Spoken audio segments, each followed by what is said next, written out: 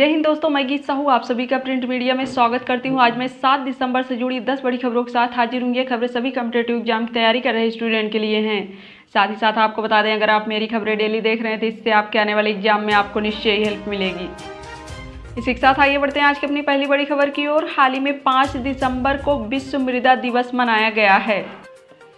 आपकी जानकारी के लिए बता दें, यह दिवस मानव कल्याण, खाद्य सुरक्षा और पारिस्थितिकी के लिए मिट्टी की गुणवत्ता के महत्व के बारे में जागरूकता फैलाने के लिए हर वर्ष मनाया जाता है। विश्व मृदा दिवस पहली बार आधिकारिक तौर पर 5 दिसंबर 2014 को मनाया गया था। ध्यान देने वाली बात यहाँ पर यह है कि 5 दिसंबर को क्यों मनाया जाता है। आपको बता दें, 5 दिसंबर की तारीख इसलिए चुनी गई क्योंकि थाईलैंड के राजा स्वर्गीय HM राजा भूमिबोल अदुल्यादेश के आधिकारिक जन्मदिन से यह तारीख मेल खाती है, जो इस पहल के मुख्य समर्थकों में से एक थे। इसी के साथ आइए परीक्षा की दृष्टि से कुछ महत्वपूर्ण तथ्यों पर नजर डालते हैं। खाद्य और कृषि संगठन की स्थापना 16 अक्टूबर 1945 को हुई। मुख्यालय इटली के रोम में है। इसके प्रमुख कॉर्डेंग्यू हैं। बात करें अंतर्राष्ट्रीय मृदा विज्ञान संघ की तो इसकी स्थापना 1924 में हुई। हेडक्वार्टर ऑस्ट्रेलिया के वियना में है। इसी के साथ आइए बढ़ते अपनी दूसरी बड़ी खबर की ओर। हाल ही में झारखंड के मुख्यमंत्री ने हमार आपन बजट वेब पोर्टल लॉन्च किया है। जी हाँ दोस्तों, झारखंड के मुख्यमंत्री हेमंत सोरेन ने झारखंड की राजधानी रांची में मुख्यमंत्री आवासीय कार्यालय से हमार आपन बजट नाम का एक वेब पोर्टल और राज्य के वित्तीय विभाग द्वारा तैयार एक मोबाइल एप्लीकेशन लॉन्च किया है। आपकी जानकारी के लिए बता दें, इस पोर्टल के माध्यम से राज्य की आम जनता 2022 से 23 के बजट के लिए अपने सुझाव को साझा कर सकती है और जनता ट्विटर, फेसबुक, व्हाट्सएप और ईमेल के माध्यम से और साथ ही एंड्रॉयड फ़ोन में गूगल प्ले स्टोर से हमार आपन बजट डाउनलोड करके ऐप के माध्यम से सुझाव दे सकती है।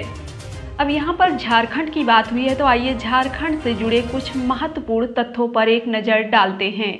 झारखंड की कैपिटल रांची है, गवर्नर द्रौपदी मुर्मू है, CM हेमंत सोरेन हैं। इसी के साथ आइए बढ़ते अपनी तीसरी बड़ी खबर की ओर। हाल ही में IDFC फर्स्ट बैंक ने भारत का पहला stand alone metal debit card launch किया है। जी हाँ दोस्तों, आपकी जानकारी के लिए बता दें, IDFC फर्स्ट बैंक ने वीजा के साथ साझेदारी में देश का पहला stand alone metal debit card launch करने की घोषणा की है। आपको बता दें, फर्स्ट प्राइवेट इनफाइनाइट एक लाइफ टाइम फ्री कार्ड है जो विशेष रूप से ग्राहकों के लिए डिजाइन किया गया है, जो बैंक के first private program, premium, savings और वेल्थ ऑफरिंग का हिस्सा आदि है। अब यहाँ पर IDFC फर्स्ट बैंक की बात हुई है तो आइए इससे जुड़े कुछ महत्वपूर्ण तथ्यों पर एक नज़र डालते हैं। IDFC फर्स्ट बैंक की स्थापना 2015 में हुई। हेडक्वार्टर मुंबई में है। CEO B वैद्यनाथन हैं। इसी के साथ आइए बढ़ते हैं अपनी चौथी बड़ी खबर की ओर। हाल ही में कैम्ब्रिज डिक्शनरी ने परसेवरेंस शब्द को वर्ड ऑफ द ईयर 2021 का नाम दिया है। जी हाँ दोस्तों, आपकी जानकारी के लिए बता दें, परसेवरेंस अर्थात दृढ़ता एक ऐसा शब्द जो पिछले 12 महीने की कई चुनौतियों के बाद भी दुनिया भर के लोगों की कभी न हार मानने की दृढ़ इच्छा को दर्शाता है, जिस कारण से कैम्ब्रिज डिक्शनरी ने परसेवरेंस शब्द को वर्ड ऑफ द ईयर 2021 चुना है। इसी के साथ आपको बता दें, नासा के परसेवरेंस रोवर ने 18 फरवरी को मंगल पर अपना अंतिम अवतरण किया था।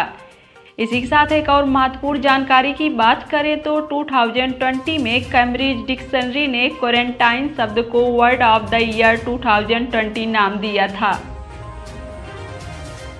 इसी के साथ आइए बढ़ते हुए पांचवी बड़ी खबर की ओर। हाल ही में डॉक्टर भीमराव अंबेडकर की 66वीं पुण्यतिथि के अवसर पर 6 दिसंबर को महापरिनिर्वाण दिवस के रूप में मनाया गया है।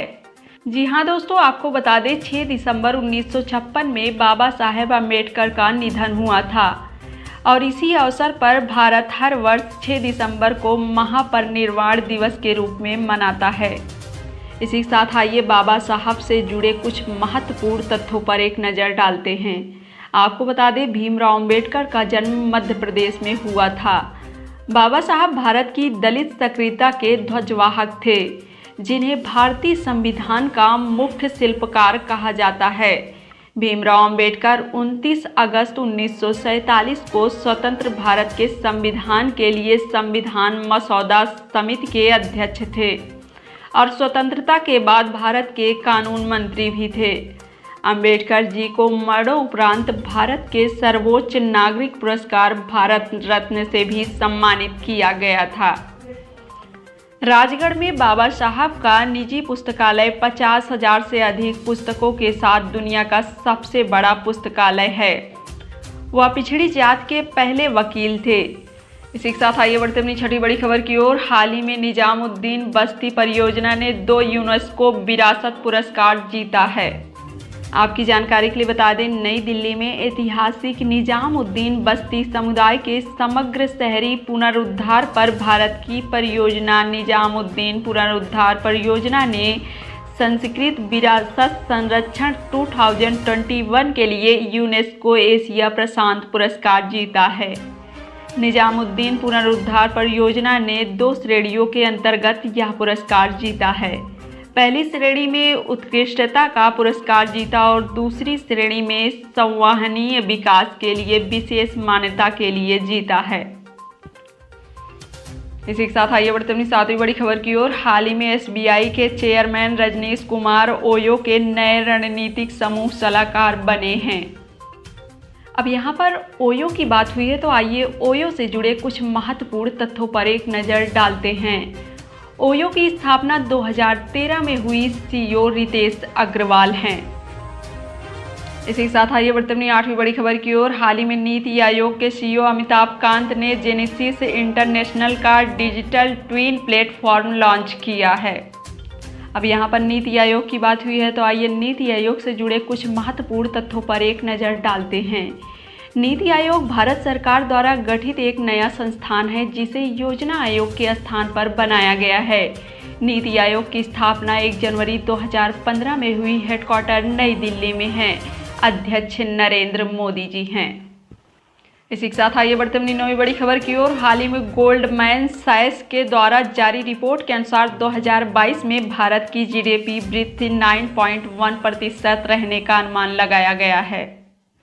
आपकी जानकारी के लिए बता दें, 2020 में भारत की अर्थव्यवस्था में 7% की गिरावट के बाद गोल्डमैन सैक्स ने 2021 में 8% और 2022 में 9.1% की दर से बढ़ने का अनुमान लगाया है। इसी के साथ आइए बढ़ते अपनी 10वीं और अंतिम बड़ी खबर की ओर। हाल ही में न्यूजीलैंड के एजाज पटेल एक पारी में 10 विकेट लेने वाले तीसरे गेंदबाज बने हैं। आपकी जानकारी के लिए बता दें, न्यूजीलैंड ने मुंबई के वानखेड़े स्टेडियम में दूसरे टेस्ट के दूसरे दिन भारत को 325 रनों से हरा दिया।